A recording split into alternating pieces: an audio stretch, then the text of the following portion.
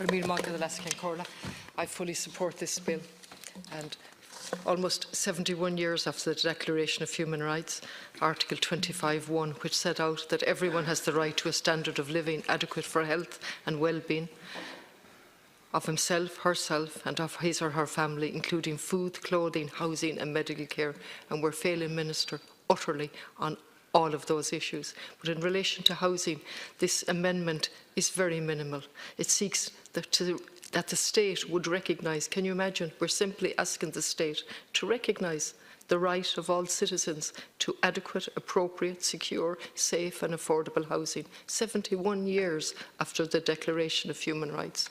We've been asked to do that by the Convention 5 years ago, as my colleague has pointed out, and we've been asked to do that by the UN Special Rapporteur for Housing, who called on us to make housing a constitutional right. She said, what is unfolding in terms of our housing crisis is tragic and serious, but solvable, Minister. We're not here to shout and roar. We're not here to be negative. I agree with the UN Special Rapporteur. It's solvable.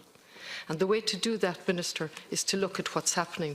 And if you're tired listening to me, and I don't blame you, sometimes I tire listening to myself because it's like an echo chamber, let's look at what COPE, the charity in Galway. And remember, we shouldn't be dependent on charity, but here's the COPE.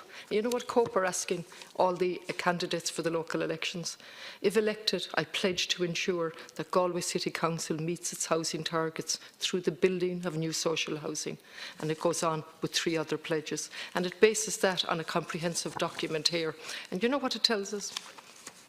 It tells us that the HAP is not working. The HAP that we're paying almost 500 million per year on, which has doubled within 1 year.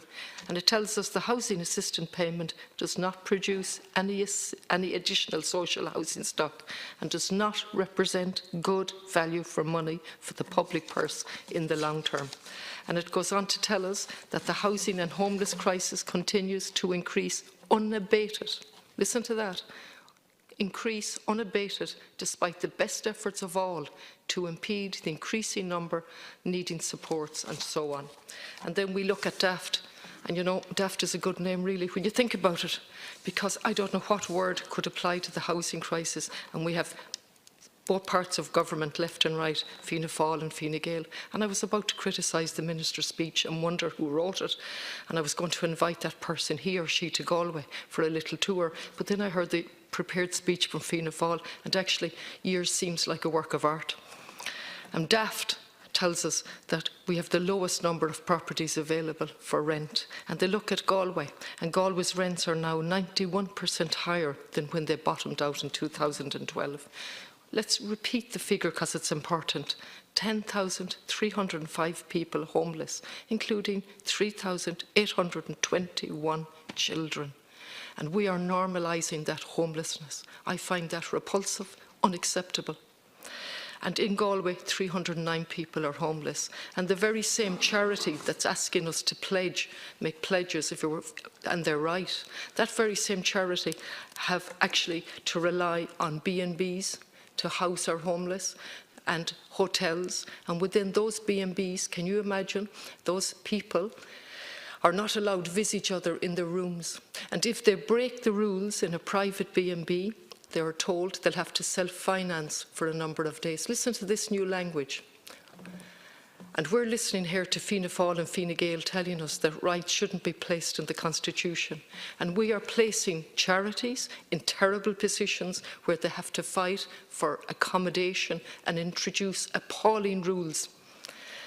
And we're relying on charities. And all the while we have solutions. We have public land.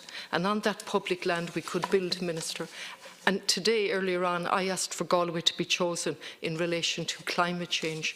But intimately connected in climate change is housing and public transport, all tied in, and biodiversity.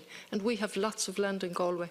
We have the Dockland, we have Kent Station, we have 150, I think, out at the airport, all sitting there waiting to be developed, and no master plan.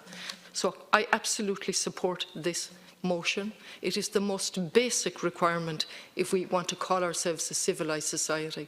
And I really despair of the type of speeches that have been read out in this chamber, particularly tonight, as my colleague has said, in relation to Constitutional Convention 5 years ago made a recommendation, and the Minister tonight tells us he's going to refer it to a committee. Finally, government policy is responsible for the crisis. We have relied on the marketisation of social housing and public land, and you continue to do that unabated. And the most unacceptable part is the twisting of language to call it social housing.